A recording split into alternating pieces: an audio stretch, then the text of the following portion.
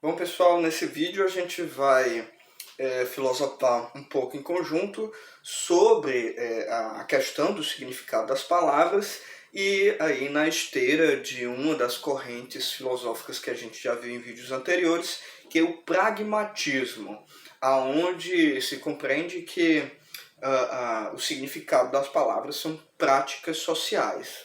Nesse vídeo a gente vai ter uma argumentação curiosa, não é, né, para essa perspectiva, para essa posição, que tem também um nome ainda mais curioso, que é a ideia de besouro na caixa, tá bom? E dessa a gente vai extrair aí uma noção de linguagem privada, tá certo? Esse tipo de reflexão tem uma referência também muito importante na filosofia contemporânea, que é um nome que eu já citei antes, que é Ludwig Wittgenstein. Tá bom? Vamos, né? Primeiro, o que uma coisa de pensar em um besouro numa caixa pode ajudar a gente a pensar a questão do significado da palavra, né? O que seria significar alguma coisa, ter um significado em uma palavra. Bom, primeiro é um experimento mental, né? Pense aí que você tem uma caixa. Agora pense que você recebeu um besouro. Aí pegou o besouro, botou lá dentro da caixa. Agora vamos aumentar esse nosso experimento mental. Pense que seu coleguinha também tem uma caixa. E ele também recebe um besouro, coloca lá.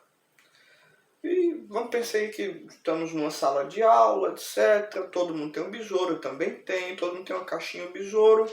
E aí a gente vai passar, sei lá, um semestre todo com essa caixinha, esse besouro. E aí a gente, se encontrando todos os dias, a gente pergunta um pro outro, e aí como é que tá o besouro, né? Me responde, meu besouro tá assim, meu besouro tá assado. Aí a gente começa a falar do besouro uns dos outros, né? E a gente faz um experimento mais interessante, não é? Todo mundo tem essa caixa, vamos supor que no local que a gente está, uma sala de aula, vamos supor que termina o semestre, e vai começar outro semestre, mas vem outros professores, vem outros estudantes, etc. Outras pessoas, pensa que a gente está numa sala, várias pessoas, e mudam-se as pessoas, mas a gente doa, né, essa caixinha com besouro para essas pessoas. Essas pessoas novas, né, sequer viram um besouro, nem botaram e tal, mas estão lá com a caixinha e o besouro dentro, né? E essas pessoas passam mais 6 meses também com essa caixinha, uns conversando com os outros. E aí, bom dia, tudo bem? E aí, como é que tá seu besouro? Tá, meu besouro tá assim, meu besouro tá assado. É um negócio interessante, né?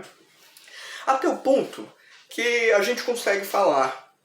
Né? Eu pensei que isso vai se expandindo, tem toda uma sociedade onde todo mundo tem essa caixinha, onde todo mundo consegue falar uns com os outros, e todo mundo consegue se comunicar e falar sobre o besouro uns dos outros.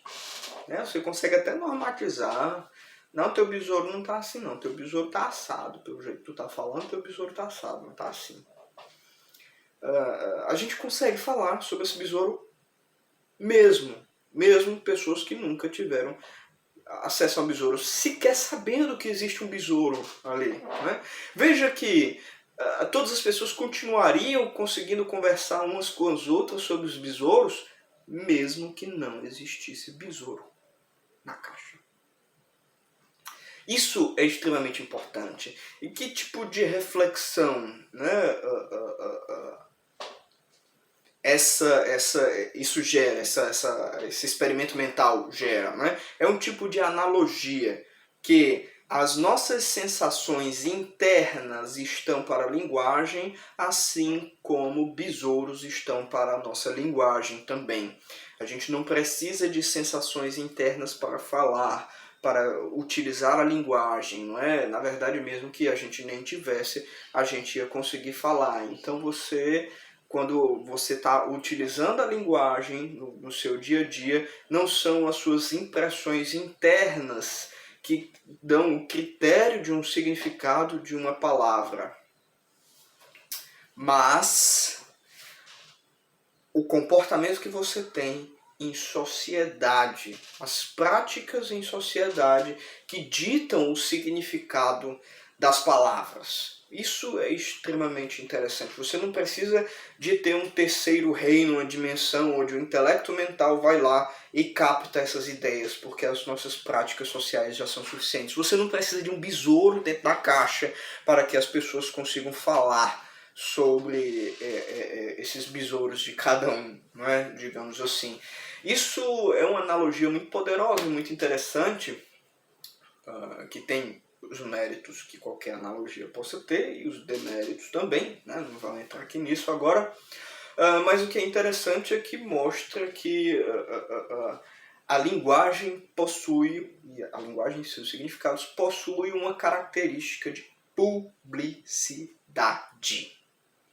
O critério de correção para dizer que algum ruído possui um significado ou não é um critério público. Não é privado de um único sujeito, o intelecto dele, que ninguém tem acesso, etc. A linguagem não é algo interno desse tipo, mas é externo, objetivo, social, né? Público, nesse caso. Isso é importante porque isso ajuda a gente a ter essa noção de que uma linguagem privada não faria sentido, né? É justamente isso que vertentes pragmáticas vão tentar demonstrar, aonde você tem, pense aí, que você vai fazer um diário, né? Isso pragmatistas pensam, né? Pense que você tem um diário, aonde você tem uma sensação e você sempre registra onde, hoje eu tive essa sensação A. Amanhã eu tive outra sensação A, né? Sensação A. Mas veja que como é que você determina, né, no passar do tempo, que a sensação que você teve em T1 é a mesma sensação que você teve em T2 para você utilizar o mesmo termo A. Se quando você tem a sensação em T2, você já não tem mais a sensação em T1. Né? Você já não tem mais sequer aquele acesso, ela foi fugaz, foi inefável ali, inefável inclusive para o próprio sujeito, né? Nesse caso. Como você determina? Veja que se outra pessoa estiver querendo conversar com você e ela quiser também saber essa determinação, como seria? Essa determinação, em última instância, a gente observar, é uma determinação do próprio sujeito. O próprio sujeito que está escrevendo o diário, que está determinando, esse mesmo sujeito está colando a etiqueta A para sensações distintas no tempo. Isso é o que a gente faz em todas as nossas impressões da vida. Não é? E aí a gente passa anos sentindo uma coisa e quando está há décadas depois, você revira toda a sua vida percebendo que tudo que você sentia tinha algum equívoco naquilo ali, etc. Não era bem o que você pensava e tudo mais, etc. Né? Bom, pelo menos enquanto aos juízos que você fazia sobre o que você sentia. E é o mesmo que etiquetar um nome a sensações. Isso é também julgar. E é por isso que seria essa a determinação, esse critério. Mas veja que quando você faz isso, como é que você julga que é correto ou que é incorreto? Não tem como julgar, ou seja, não tem critério de correção em uma linguagem que seja privada só desse indivíduo.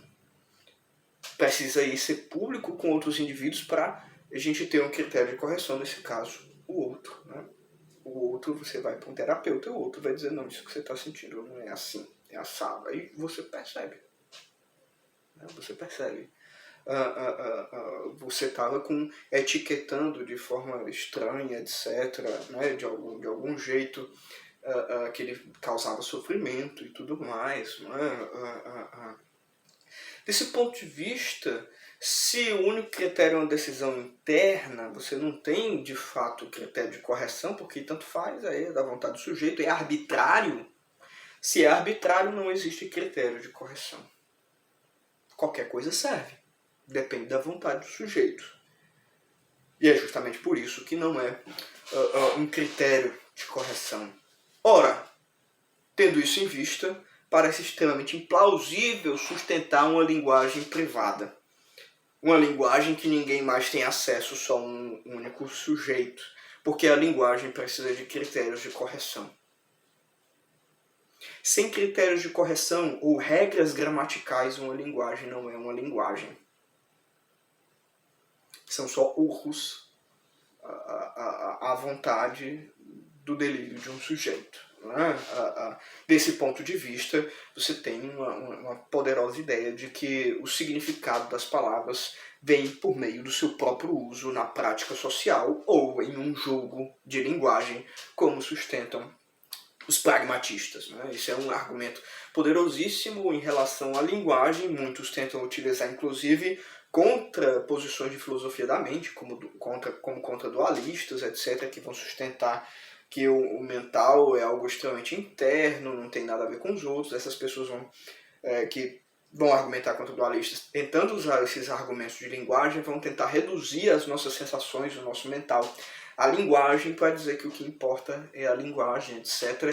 Isso é um caminho de argumentação, né? Mas sustentar essas ideias sobre a linguagem, sobre o significado das palavras, não implica que você tenha que tomar uma posição sobre o problema mente-corpo, por exemplo, né? Ou sobre questões do mental. Você pode ainda sustentar sensações internas do sujeito, mas fazer uma relação distinta quando a aplicação da linguagem, né? Ou mesmo alicerçar a linguagem nisso.